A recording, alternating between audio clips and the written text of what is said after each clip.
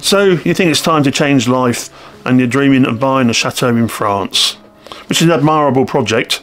But before you go throwing all your life savings at this, you might want to watch this video about how to buy a chateau the right way.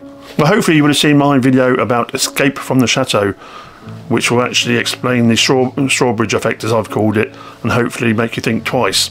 If you haven't, I'll put a link up here somewhere for you to actually watch it. That video emphasised what can go wrong when you purchase a chateau. This video is going to give you my advice on if you want to buy a chateau in 2024, how you should go about it. Well, there's several factors to consider, so we might as well start working through them. I think the first and foremost thing to remember, though, is that the difference between a chateau and a manor house is nothing to do with architecture. The difference between the two is one had high justice and the other one had low justice. Swing low.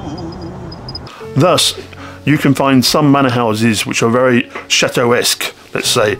But by the same way, you can also find some chateaus which are quite humble abodes. The second most important thing to remember about chateaus in France, the days of buying a chateau for 500,000 have pretty well gone. Yes, there are still some around, but you'll probably find that most of them are in the back end of nowhere or need a lot of work doing to them, and quite possibly both. There's still a few around, so it is worth hunting, but obviously you need to be geographically open, let's say. You've got to remember, when buying a chateau, it's like buying any property, whether it be a cottage, a house, a manor house or chateau, is that the cost of purchasing the house plus the cost of renovating that house must not go over the local maximum budget in that area. When I say maximum budget, I know it sounds weird, but in lots of rural areas there are prices there's just no point going over, because we'll never have a buyer coming into the area for that price bracket.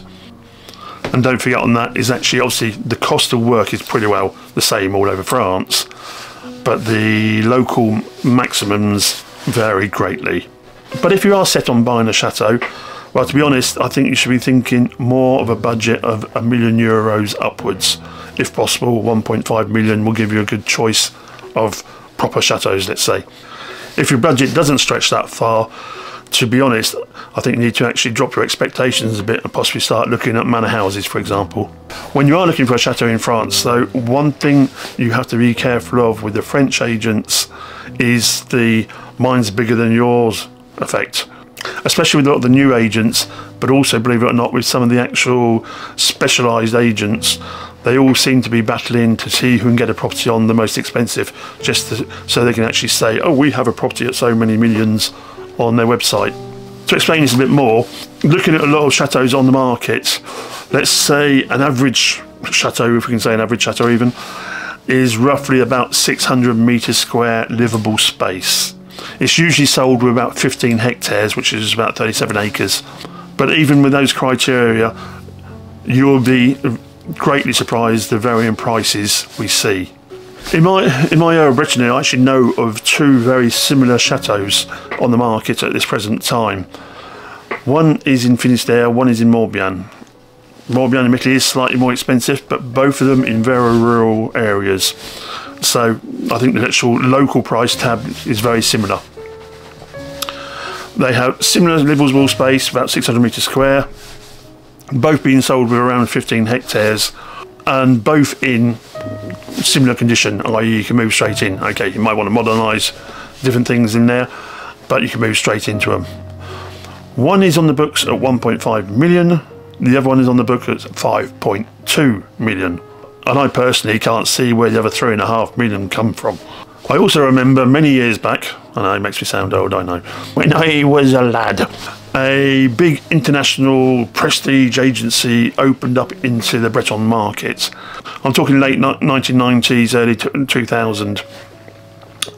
Big properties like that weren't moving any faster than anything else. So they went around saying, oh, we can sell your chateau for a lot more than actually the other agents were asking. They don't know what they're doing. They got so good at it, they actually convinced a large majority of chateau owners to actually cancel their sale mandates with the other agencies, to wait a month or two, and then put it back on the market with this agency at greatly inflated prices. There's one particular chateau I had on the books in southern Finistère. It was on the market at 6.5 million. Admittedly, it was close to the coast and it had something like 130 hectares. So what's that? Coming on for 300 acres. Suddenly taken off the books, taken off all the books on all the other agencies. No real explanation why. And then about a month and a half later, we suddenly saw it come on the market again with this big new agency coming into town. 12 million euros. It obviously didn't sell at that price and just hung around on the books for quite a while. But the fact there were so many of these chateaus actually moved over to this agency, it then got that agency its reputation as being the chateau agency, so everyone carried on going to them. As that old saying goes, there's naught as daft as fork. Obviously there are reasons why chateaus are more than the 1.5 million I mentioned. Obviously if they have extensive grounds, I'm talking like hectares and hectares, or it could be very close to a big town. Not very often in the big town because obviously the space factor, but also close to the beach, sea views for example, possibly looking out over a famous touristy site. Those things can play and they can knock up the value, but you will find the large majority of the chateaus on the market are in very much the countryside. Which leads me on to my next point. French agents' geographical knowledge, or at least their perception of. It's bad enough with normal houses, but often with chateau properties, well, it's just thrown out the window, basically. Okay, chateaus are chateaus and they are quite easy to locate once you know the general area it's in. So it's understandable that the agents associate it to the local town. But from that to associating it to a city, which is like sometimes over an hour away, I think it's just downright stupid and, if anything, misleading. And another thing, when you're going through looking at properties, especially if you're looking for top-end properties, then pay attention to the agency fees. It seems to have calmed down now, but quite often you'll find it is the prestige agencies that charge the most. For some reason their arguing is they're dealing in prestige properties, so they need to charge more. I don't know, maybe the client doesn't know what he's paying, they don't care. I don't know what the logic is. But I remember a few years back arguing with a prestige agency. I was charging 5% on a sale, they were charging 10. Keep your eyes open for that, check what their fees are, even if they say the vendor's paying, still find out what the fees are on the actual chateau. And finally, when you do find that place of your dreams, do your due diligence. I'd strongly suggest getting a full survey done on the property. Admittedly, this is a bit of an awkward situation in the sense that the French surveys are built into the French legal system, but they don't explain half the things. A UK style survey is a lot more complete, but it doesn't have any legal bearings over here. It's more for actually your peace of mind.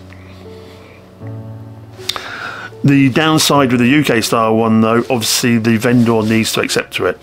But a little word of warning, especially if you're getting a UK style surveyor in for a property or chateau, obviously a building of that size and age, they will find some problems.